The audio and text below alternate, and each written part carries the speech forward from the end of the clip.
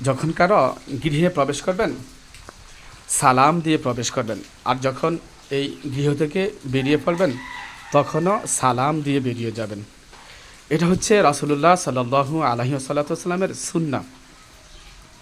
আন আবি কতাদাতা সালামি আন্নান নাবিয়্যা সাল্লাল্লাহু আলাইহি ওয়াসাল্লাম ইদা দাখালতুম বাইতান ফাসাল্লিমু আলা আহলিহি ওয়া ইদা খরাজতুম ফাউদিউ আহলাহু বিসালাম, রাওয়াহুল বাইহাকি।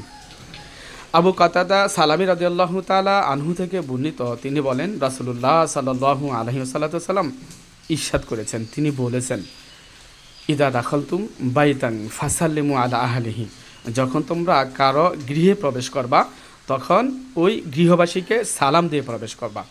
ওয়াইদা খরাজতুম ফাউদিউ আহলাহু বিসালাম, আর যখন ওই গৃহ থেকে বেরিয়ে পড়বা, ওই ঘর থেকে বেরিয়ে পড়বা, তখনও ওই গৃহবাসীকে সালাম দিয়ে ওই গৃহ থেকে বেরিয়ে পড়বা, অর্থাৎ গৃহবাসীকে সালাম দিয়ে তাদের কাছ থেকে বিদায় নেবা। এটা রাসূলুল্লাহ সাল্লাল্লাহু আলাইহি ওয়াসাল্লামের সুন্নাহ।